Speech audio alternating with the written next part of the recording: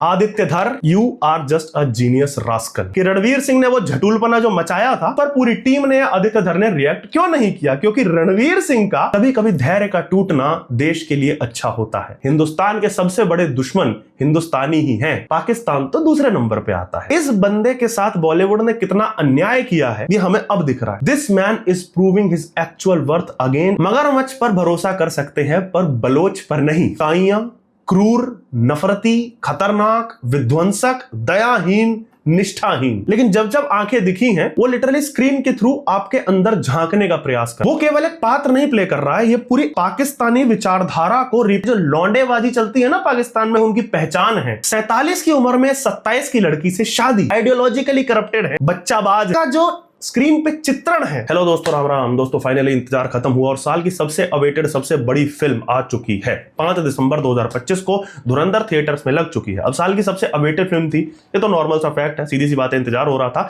लेकिन क्या साल की सबसे बड़ी फिल्म भी है या आगे भी साबित होगी, उसके ऊपर चर्चा करेंगे। मैंने फाइनली फिल्म देखी, 1-2 शो लेट हो गया, शाम को देखी, सुबह अच्छी सीट्स नहीं मिली थी, तो इस वीडियो में फिल्म की रिव्यू करने का प्रयास करूंगा।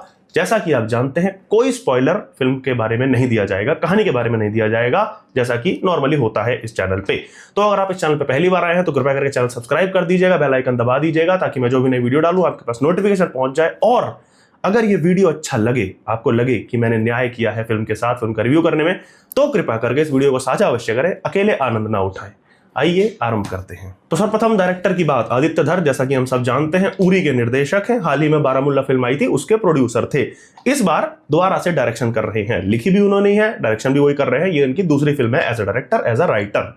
कहानी की सबसे पहले बात करते हैं। जैसा कि मैंने कहा, बिना किसी स्पॉइलर के आपको कहानी बताऊंगा। कराची का लियारी टाउन जो है वो प्रॉपरली एक गैंगलैंड है। आसान भाषा में कहें तो जिसका लियारी पे कब्जा, उसका इनडायरेक्टली पूरे पाकिस्तान पे कब्जा, पॉलिटिकली भी और ताकत के रूप में भी। रहमान डकैत और अरशद पप्पू, ये 2 गैंग्स हैं जो लियारी के टॉप गैंग्स हैं। दोनों को एक एक मुख्य पार्टी का सपोर्ट है, राष्ट्रीय स्तर की पार्टीज है, और ये दोनों गैंग्स ही लियारी कब्जाना चाहते हैं। अब इनके धंधे क्या है? धंधे वही हैं, इलीगल गंग्स के, ड्रग्स के, नकली नोट छापने के, भारत के नकली नोट ये लोग छापते हैं, उस तरीके के धंधे हैं, सारे इलीगल धंधे हैं। असला बारूद जो भारत के विरुद्ध प्रयोग होता है, भारत में आतंकी गतिविधियों में प्रयोग होता है, वो इनके थ्रू भारत में जाता है, दुनिया भर में जाता है। इस सब के बीच भारत का एक जासूस उनके बीच किस तरीके से घुसता है, फिर कैसे चीजें बदलनी लगती हैं, पॉलिटिकली भी और ताकत के स्तर पे भी। कौन सा गैंग एक्टिव हो जाता है, कौन सा बंदा ज्यादा दूसरे वाले पे हावी होने लगता है, ये सब समीकरण जो बदलते हैं, ये कहानी है।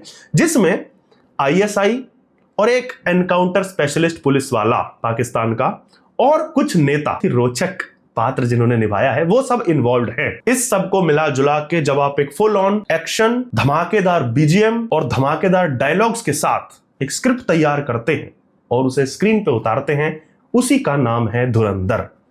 मैंने आपको बता दी स्टोरी जितनी आपको पता होनी चाहिए, इससे ज्यादा स्टोरी के बारे में मत जानिएगा। पर्दे पर जब फिल्म देखेंगे तभी आनंद आएगा। संवादों की, डायलॉग्स की बात करनी चाहूंगा, और वो बात इसलिए इंपॉर्टेंट है क्योंकि कुछ डायलॉग्स ऐसे हैं ना जो अभी तक मेरे साथ हैं। कभी कभी धैर्य का टूटना देश के लिए अच्छा होता है। कि गरीब हूं, नाकामयाब नहीं। हिंदुस्तान के सबसे बड़े दुश्मन हिंदुस्तानी ही हैं, पाकिस्तान तो दूसरे नंबर पे आता है। चिंगारी लगाकर तूने ये सोचा कि तूने आग पे काबू पा लिया, ये गलतफहमी मत पाल। यहाँ बारूद का ढेर बैठा है तो जैसों को राख करने के लिए। अव्वल दर्जे की राइटिंग यहाँ पे हुई है। कास्टिंग की बात करते हैं, एक्टिंग की बात करते हैं, तो सबसे पहले नाम आना चाहिए रणवीर सिंह का। लेकिन मैं रणवीर सिंह की बात एकदम अंत में करूंगा क्योंकि मेरे पास उसका कारण है। अक्षय खन्ना की बात कर लेता हूं। रहमान डकैत असली किरदार था, उसका पात्र इन्होंने निभाया है। एक तो इनके पात्र की एंट्री एक बार नहीं होती, पहली एंट्री में तो बिना किसी डायलॉग के बंदे ने स्क्रीन पे आग लगा दी। बाकी फिल्म में अक्षय की 2-3 बार एंट्री होती है, अलग अलग 2 इलेक्शन रैलियों में एंट्री होती है। उस समय जो उनके पात्र की बॉडी लैंग्वेज है और उसके साथ जो बैकग्राउंड म्यूजिक बज रहा है, वो शानदार कॉम्बिनेशन बहुत समय बाद देखने को मिला है। 2 साल बाद, पूरे 2 साल बाद। जी हाँ, समझ जाओ कौन सी फिल्म की बात कर रहा हूं। इस बंदे के साथ बॉलीवुड ने कितना अन्याय किया है ये हमें अब दिख रहा है, चाहे वो औरंगजेब हो या अब ये रोल रहमान डकैत का। This man is proving his actual worth again and again and again now. इस बंदे ने जो फिल्म में किया है ना, उसे केवल एक्टिंग कहना, इस शब्द और इस बंदे की मेहनत दोनों के साथ बेईमानी होगा। लिटरली मैं एक लाइन में कहूं तो झंडा गाड़ दिया। फर्स्ट हाफ फिल्म का it is owned by Akshay Khanna, second half 70% film में अक्षय खन्ना ही थे। Expressions on point, dialogues on point, emotions on point. ऐसा लग रहा है कि ये जो अक्षय खन्ना है जो हमने देखा है ये कहां छिपा हुआ था अब तक, और शायद ये इनके जीवन का सबसे उम्दा रोल है। संजय दत्त जिन्होंने एसपी चौधरी असलम का पात्र निभाया, ये भी असली किरदार है। तो सबकी एंट्रीज धमाकेदार है। संजय दत्त की एंट्री पे एक गाना बजता है जो मैं नहीं बताऊंगा, आपको फिल्म में ही देखना पड़ेगा। मगरमच्छ पर भरोसा कर सकते हैं पर बलोच पर नहीं। पश्तूनी जिसकी बलोचों के प्रति घृणा है और वो रग रग से टपक रही है, ऐसा एक पात्र प्ले किया है इस बंदे ने।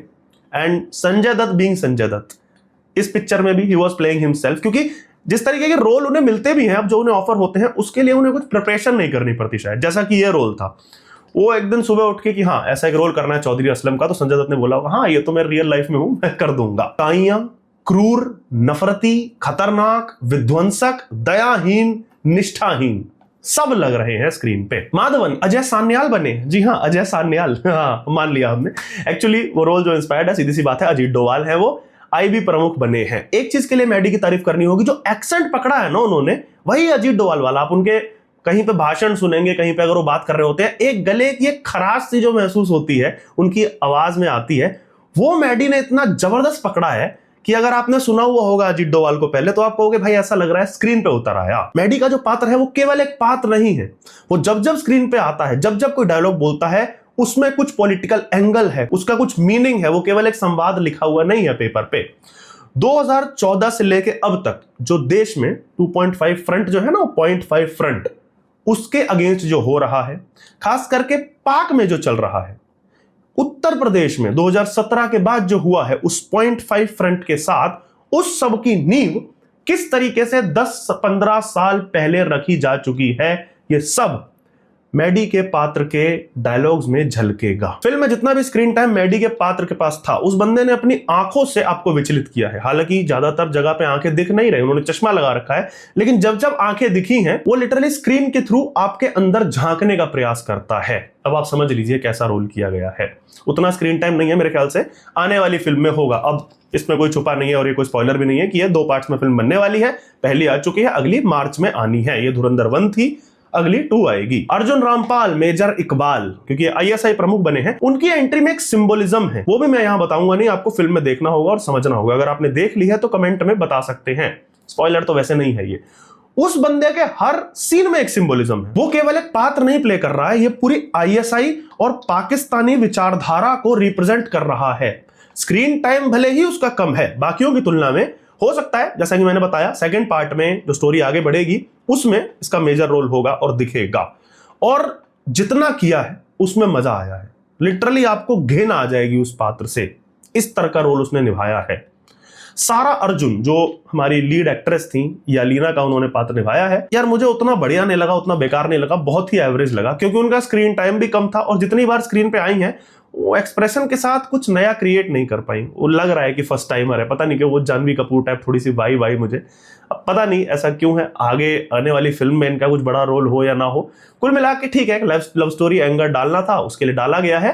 इतना खराब रोल नहीं, उतना अच्छा रोल नहीं, स्क्रीन टाइम के हिसाब से उन्होंने न्याय किया है। राकेश बेदी, जमील जमाली का इन्होंने पात्र निभाया है, जो कि बेस्ड है नबील गबोल पे, बेनजीर भुट्टो की जो पार्टी थी उसके एक नेता थे। इनकी एंट्री हो या जितनी भी बार ये स्क्रीन पे आए हैं, आपके मुंह से लिटरली ये निकलेगा भाई मौज कर दी। कॉमिक टाइमिंग इतनी जबरदस्त है, वो रोल देख करके लग रहा है कि लिखा ही इस व्यक्ति के लिए गया था। देखा जाए तो ये साइड कैरेक्टर है, मेन नहीं है, लेकिन फिर भी जिस तरीके का रोल किया है आपको याद रह जाएगा, इतना इंपैक्टफुल है। एक व्यक्ति जिसके बारे में बात करना चाहूंगा, डोंगा नाम का ये पात्र है। एक वो उठाई गिरे गुंडे होते हैं ना, लिटरली चिलक्के वाले, जो कि टांगों के बीच में खुजाने का उसका अंदाज और ऐसी चीजें, वो जिस तरीके से बात कर रहा है, डायलॉग डिलीवरी कर रहा है, और क्लाइमैक्स में वो जो करता है वो आपको याद रह जाने वाला है। ये छोटा सा रोल है, साइड रोल है, लेकिन फिर भी इंपैक्टफुल है। तो ये पूरा कास्टिंग का लब्बो लुआब था। अब प्रोडक्शन की बात कर लेते हैं। सिनेमेटोग्राफी, वाइड शॉट, सीधी सी बात है, जब फिल्म खुलती है हमारी तो बढ़िया कुछ ड्रोन शॉट्स हैं, नॉर्थ वेस्ट प्रोविंस दिखाया गया है, वो खैबर पख्तूनख्वा का एरिया, बलूचिस्तान के पहाड़, रेत वेत, वो बहुत शानदार लगती है स्क्रीन पे देखने में। जैसा कि आपने सुना होगा कराची के लिए कहा जाता है, वो लिटरली मुंबई है वहां का। तो ऊपर से वो जो दिखाया गया है वो मुंबई से कुछ ज्यादा ही स्लम है, तो उसके ड्रोन शॉट्स वगैरह वो बढ़िया लगते हैं देखने में। एक्शन के दौरान कैमरा जो अजीब तरीके का शेक मारता है, वो मुझे बहुत बढ़िया लगा। अब कुछ लोगों को ये खराब भी लग सकता है, मुझे ये चीज बहुत अच्छी लगती है क्योंकि एक्शन के बीच में वो एक ड्रामा क्रिएट करता है, एक क्योस क्रिएट करता है, और ये बहुत जगह हुआ है। छोटे छोटे एक्शन सीक्वेंस में भी हुआ है, बड़े एक्शन सीक्वेंस में भी किया गया है एक शेकी मूवमेंट देने का। हार्डकोर एक्शन जहां पे बाइक वाले स्टंट्स हैं, वहां पे घूमते हुए शॉट्स लिए गए हैं, सीधे सीधे नहीं गए, वो भी बहुत बढ़िया लगे हैं। अल्ट्रा क्लोजअप शॉट्स लगभग हर पात्र के, खासकर अजीत डोभाल का जो पात्र प्ले कर रहे हैं, रहमान डकैत के तो हैं जो हैं, अर्जुन रामपाल के पात्र के जितने भी अल्ट्रा क्लोजअप शॉट्स हैं वो सारे वही हैं। वो लगेगा कि आपके भीतर झांक रहा है। मैडी ने तो कई जगह की है, फोर्थ वॉल ब्रेक की है उन्होंने। ऐसा लगता है कि वो अपने आसपास के पात्रों से बात नहीं कर रहा, वो स्क्रीन के बाहर आपसे बात कर रहा है या मैसेज कहीं और ही दिया जा रहा है। और एक चीज बहुत मजेदार थी कि अर्जुन रामपाल का पात्र जो कि आईएसआई प्रमुख है और मैडी का पात्र, ये दोनों एक तरीके से आपके थ्रू एक दूसरे से बातें कर रहे हैं। ओवरऑल सिनेमेटोग्राफी का जो काम है वो बहुत शानदार है, कैमरा वर्क वाला। एडिटिंग की बात करते हैं भाई, फिल्म की लेंथ है 3.5 घंटा। मैं बार बार ये चीज बोल रहा हूं, एनिमल ने ये नया चरस शुरू कर दी है बॉलीवुड में। अब लोग हिचक नहीं रहे हैं लंबी फिल्में बनाने से। पहले ऐसा होता था कि भाई जनता बोर हो जाएगी, ये है वो है, लेकिन बिल्कुल एनिमल की ही तरह 1 मिनट भी आप इस फिल्म में बोर नहीं होंगे, इस बात की गारंटी तो मैं आपको दे सकता हूं। एडिटिंग में टाइमलाइन की बात करते हैं, स्टोरी वैसे तो सीधी सीधी चल रही है, कहीं कहीं फ्लैशबैक्स आते हैं। 7-8 अलग चैप्टर्स हैं फिल्म में जिसमें फिल्म बटी हुई है और सबकी अपनी वैल्यू है, और जो उनके टाइटल दिए गए हैं बहुत ही शानदार दिए हैं, वो आप ध्यान से पढ़िएगा, उनका कुछ मीनिंग है, वो ऐसे ही नहीं दे दिए।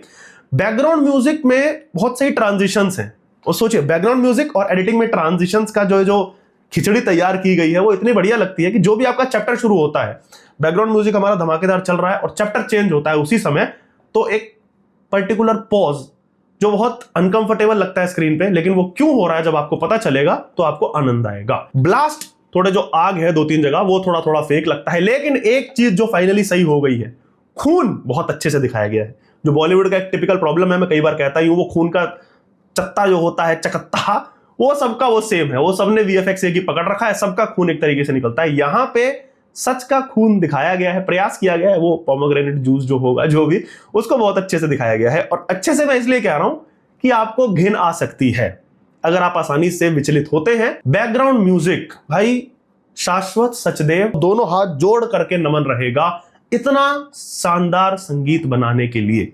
इस बंदे ने उरी में काम किया है, आर्टिकल 370 का इन्होंने म्यूजिक दिया है, केसरी 2 का दिया है, इस फिल्म में भी इन्होंने म्यूजिक दिया है। और इस फिल्म में म्यूजिक उतना ही इंपॉर्टेंट है जितनी कि किसी भी पात्र की एक्टिंग या डायलॉग्स। अब समझ लीजिए आप, 2 तरीके के गाने हैं, म्यूजिक है, एक तो इस फिल्म के पर्टिकुलरली, और एक जो उस समय पे, जिस समय पर फिल्म बेस्ड है, उस समय जो पॉपुलर गाने चल रहे थे मार्केट में, भारत में और पाकिस्तान में भी, और वो सारे गाने इतनी एप्रोप्रिएट जगह पे डाले गए हैं कि आपको लिटरली अपना 90s और अर्ली 2000 याद आ जाएगा। बैकग्राउंड म्यूजिक की अगर मैं बात करूं तो मेरा पर्सनल फेवरेट अक्षय खन्ना की एंट्री, जैसा कि मैंने बताया 2-3 एंट्रीज हुई हैं, जहां जहां वो बंदा आता है background music played a major role.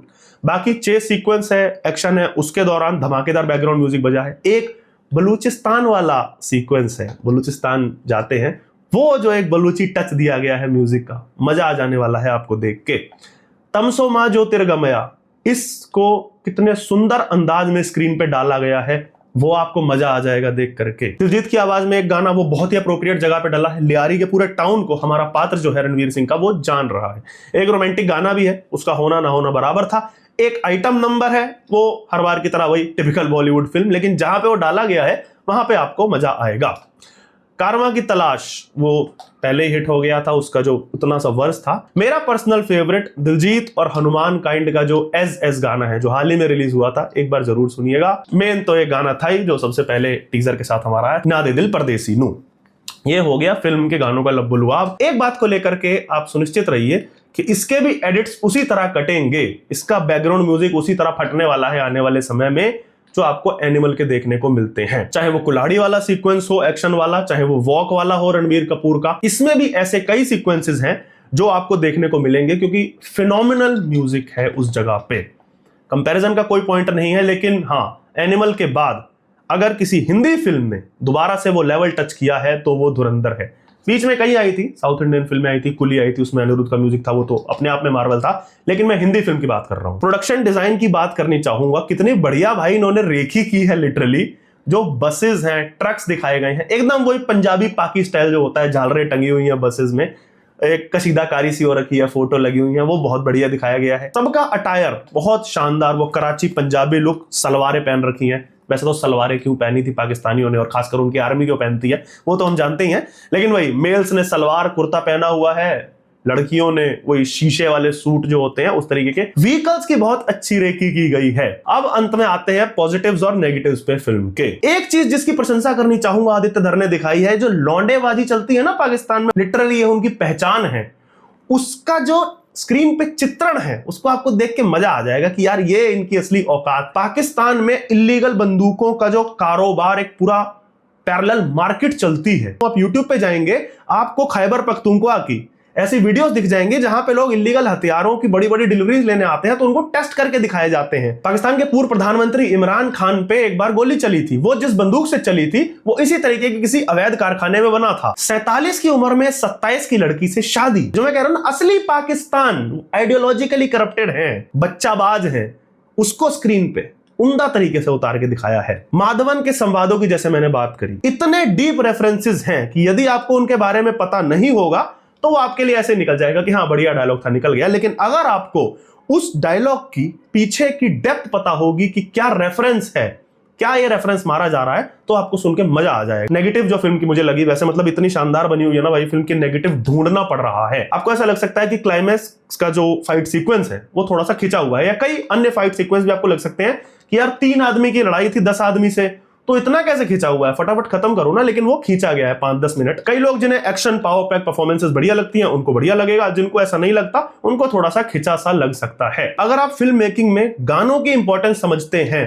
तो यह फिल्म आपको सिनेमैटिक मार्वल लगेगी, नहीं तो आप बीच बीच में बोर भी हो सकते हो। आपको लगेगा कि यार ये क्या हो गया, गाना आ गया। निशान जी जैसी फिल्म को लोगों ने लिख दिया था कि बीच बीच में गाने आ रहे हैं। अरे भाई गाने नरेटिव का पार्ट है, स्क्रिप्ट का पार्ट है। लास्ट में रणवीर सिंह की एक्टिंग, जैसा कि मैंने वादा किया था अंत में बताऊंगा, और ये मैंने अंत के लिए क्यों रखा है, वो इसलिए मित्रों क्योंकि this is not a Ranveer Singh's movie. At least this one, first part of Dhurandhar is not a Ranveer Singh's film. Next part obviously Ranveer Singh पे solely based होगा, पर यह फिल्म भाई अक्षय खन्ना ने ओन कर ली लिटरली। रणवीर सिंह की एक्टिंग की बात कर लेते हैं तो भाई सीधा बता रहा हूं, कहीं कहीं लग रहा है कि इन्होंने संवाद रटे हुए हैं या टेलीप्रॉम्प्टर से देख के वो बंदा बोल रहा है। एक्शन में ठीक लगा है, गुस्से वाले जो सीन्स थे, फ्यूरियस जहां पे दिखना था वहां सब ठीक लगा है। डायलॉग डिलीवरी में थोड़ी सी गड़बड़ हुई है। अक्षय खन्ना ने पूरी तरह उनके रोल को और फिल्म को ओवर पावर कर लिया। Aditya Dhar, you are just a genius rascal. और ये मैं क्यों कह रहा हूं कि मुझे अब समझ आया कि रणवीर सिंह ने वो झटूलपना जो मचाया था उस पर पूरी टीम ने, आदित्य धर ने रिएक्ट क्यों नहीं किया, क्योंकि रणवीर सिंह का इस पार्ट में लीड जैसी कोई भूमिका है ही नहीं। ये फिल्म रणवीर सिंह की है ही नहीं।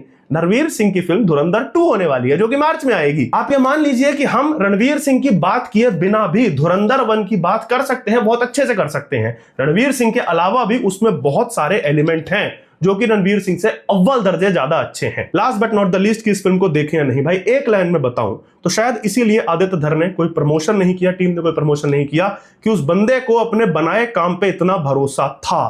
और मुझे भी लग रहा है, एक लाइन में कहूंगा कि अगर यह फिल्म किसी को पसंद नहीं आती ना तो बॉलीवुड में शायद कुछ पसंद नहीं आएगा भाई आपको। बॉलीवुड में क्या, पूरी इंडस्ट्री में, हिंदी, कन्नड़, तमिल, तेलुगु। एडल्ट फिल्म है, सीधी सी बात है, बच्चों को आप नहीं ले जा सकते। लेकिन यदि आप वयस्क हैं और खून खच्चर, खुलते सिर, हार्डकोर एक्शन देखकर आप विचलित नहीं होते हैं तो यह फिल्म कतई मिस मत करना मित्रों। धुरंधर को केवल एक फिल्म कह देना वैसा ही होगा जैसे लता मंगेशकर को केवल एक सिंगर कह देना, सचिन को केवल एक सामान्य सा क्रिकेटर कह देना, क्योंकि हम जानते हैं कि ये लोग उससे कहीं ऊपर हैं। Just like this legendary souls in human skin, Dhurandhar is a masterpiece of art disguised as a normal Hindi film. एक बात और बोलनी चाहूंगा अंत में, डियर बॉलीवुड, आदित्य धर, just remember this name, just remember this. तो दोस्तों ये थे मेरा धुरंधर फिल्म का रिव्यू। आपने अगर फिल्म देख ली है तो आप मुझे कमेंट में बताइएगा कि मैंने कितना ऑनेस्टली रिव्यू किया है। अगर आपने फिल्म नहीं देखी है तो भी मैंने आपको वीडियो में बता दिया कि आपको देखनी चाहिए या नहीं। सीधी सी बात है, एडल्ट फिल्म है तो थोड़ी सी ऑडियंस तो कम होगी, लेकिन एडल्ट तो भाई एनिमल भी थी और उसने क्या क्रिएट किया, इससे भी वही आशा लगाई जा रही है। हालांकि ओपनिंग उस लेवल की नहीं हुई, पहले 1-2 दिन ऐसे ही जाएंगे, लेकिन फिर मैं वही कहूंगा, अगर ये किसी को पसंद नहीं आता ना तो बहुत कुछ पसंद नहीं आने वाला है। दोस्तों अगर आप इस चैनल पर पहली बार आए हो तो कृपया करके सब्सक्राइब कर दीजिएगा। यहां तक अगर आपने वीडियो देखी है, और वीडियो अकेले ना देखें, साझा अवश्य करें। अंत तक वीडियो देखने के लिए आपका बहुत बहुत धन्यवाद।